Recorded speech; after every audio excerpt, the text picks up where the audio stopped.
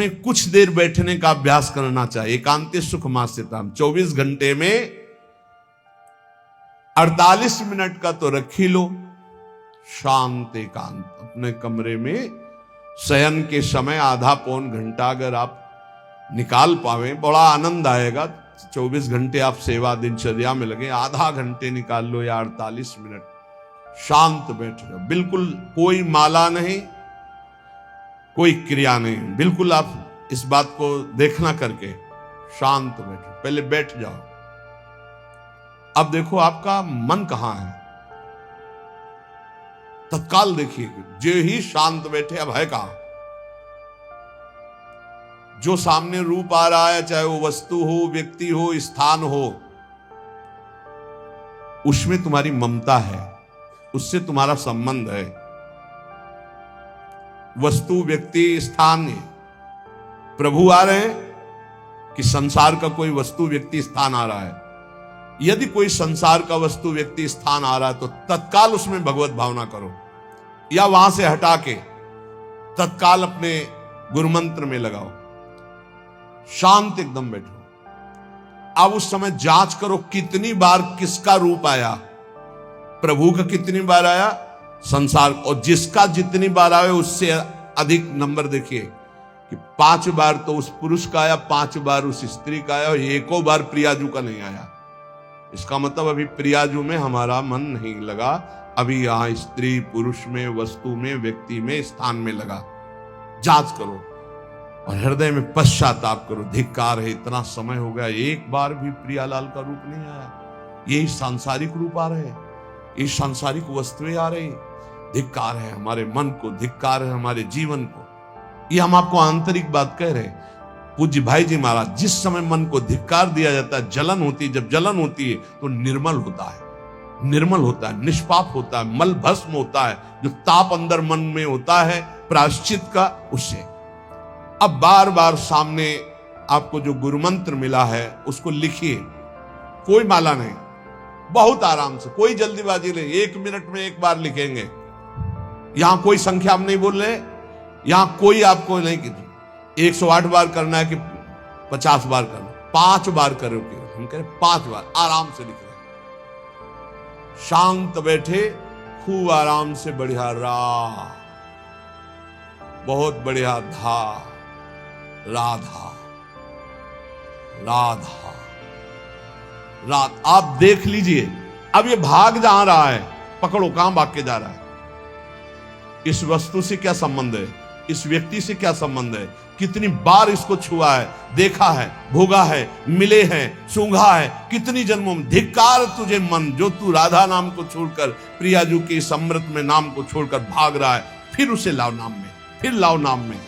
आप देखिएगा एक दिन उसी रा और धा के बीच में प्यारी जो और प्यारे जो मुस्कुराते दिखाई देंगे। देख लेना, एक समय 24 घंटे में ऐसा निकालो जिस समय आप अपनी अंतःकरण की वृत्ति को बार बार बाहर जाते हुए घसीट कर अंतर में लगाओ। हर समय साधन में लगे हो, लेकिन एक समय इतना साधन कर, जो गृहस्थी में हम कह रहे 10 मिनट शुरू करो भाई, 10 मिनट से 10 मिनट शांत होकर बैठ जाओ। 10 मिनट बैठने में क्या परेशानी। उस समय जांच करो, जहां जहां मन जाए वहां से हटाकर नाम में लगाओ। बार बार सुंदर स्वर्णिम अक्षरों से नाम लिख रहे, रंग बिरंगे अक्षरों से, रा और रंग से, बड़ी आ की मात्रा और रंग से, धा और रंग से, बड़ी आ की मात्रा और रंग से, ऊपर कैसे खेलो, मन को खिलाओ, राधा नाम में खिलाओ, डुबाओ इसमें। आप देख लेना, हमारी बात को समझ लो। केवल ये वो बात कह रहे हैं जो आपको प्रियाजू के रूप के ध्यान में डुबो देगी। यही राधा नाम रूप प्रकाशित करेगा। तेरो रूप कहत नहीं आवे, सी हरिवंश कछुक जस गावे, वो रूप ये प्रकाशित कर देगा। तो कहने शून्य स्वेवाव कासेसु, एकांत स्थान में जहां आपको विक्षेप न पड़े। ऐसी वृत्ति के समय अगर आपको कोई शोरगुल सुनाई दे रहा हो, आपका अभ्यास दृढ़ नहीं, तो एक रुई को ऐसे कपड़े में करके, महीन कपड़े में 2 बना लो, ऐसे लगा लो, कान में लगा, आवाजें नहीं जाएगी। अब ध्यान करो, देखो साधन की प्रणाली। और जब अपने साधन की बात होती है ना, तो आप हजारों अलग अलग आवाज करो तो हमें बस इतना समझ में आएगा कि चिड़ियां चहचहा रहे हैं। आवाजें निकल रही, बस हमारे लक्ष्य में कोई अंतर नहीं पड़ने वाला। और अगर डूबना हो गया तो आवाज भी खत्म, श्रवणेंद्रिय होते हुए भी शोरगुल नहीं सुनाई देगा। पर प्रारंभिक दशा में ऐसा चाहिए। अगर आपको बार बार विक्षेप हो रहा हो, विक्षेप तो इतना कि घड़ी का टक टक भी बर्दाश्त नहीं होता। मन है ध्यान में बैठे ना, वो पहली बार एक खिड़की खुला है, खिड़की खुला है, खिड़की, अब उठो पहले खिड़की बंद करके आओ। ये इसको बैठते ही देख लो कि कोई ऐसा प्रश्न तो नहीं कर रहा कि अमुक कोई बात हो, उसको निपटा दो पहले। हम सबसे पहला काम करते थे, अगर राधा वल्लभ जी के दर्शन करने जाने हो, हमें इत्र खरीदना है, तो सबसे पहला काम हम इत्र खरीदेंगे। क्यों? ये दर्शन नहीं करने देंगे, इत्र खरीदना है। बार बार कहेगा इत्र हमें दर्शन में नहीं डूबने देगा, तो पहले हम वो काम सब कर लेते थे जो राधा वल्लभ जी के दर्शन के बाद कर रहे हैं। अब दर्शन में तो केवल दर्शन। ऐसे ही जब हम ये जो 20 मिनट 30 मिनट 40 मिनट समय की बात करें, इसमें जब आपको समय देना हो तो कृपया मन के लिए कोई काम मत छोड़ना, वो बिल्कुल फुर्सत वाला। इसलिए हम कह रहे हैं सोने जाने के समय कि अब हम शयन करने जा रहे हैं, उस समय आप समय दीजिए। और अगर ये पहले ही बार में कह दे कि अमुक अमुक अमुक, तो तुरंत सुधार दीजिए, नहीं पूरे ध्यान में वही चलाएगा। वो बहुत बहुत ही विघ्नकारी रहता है जब तक निर्मल नहीं हो जाता। और जिस समय नाम पकड़ने लगता है, ऐसा आनंद आता है कि केवल रोने का मन करता है। आप इसको करिएगा जरूर, एकांत स्थल पे करिएगा। और जब ये करने विघ्न करे तो कान में श्रवण होता रहता है, शोरगुल। तो ये हमने किया है प्रारंभ में, रुई में ऐसे, और एक महीन कपड़ा का बना के ऊपर कपड़ा से ऐसे और ऐसे खूब ठास के भर ले, अब आवाजें ले जाएंगी। अब अंदर राधा राधा राधा आनंद आएगा। ये प्रारंभिक है, ये आगे चल के इनकी जरूरत नहीं पड़ती अंतर्मुख होने पर। तो एकांत स्थल में जब इस तरह से साधना की जाती है तो उपासक का चित्त भगवदाकार होने लगता है। कह रहे हैं वही सच्चा सन्यासी है।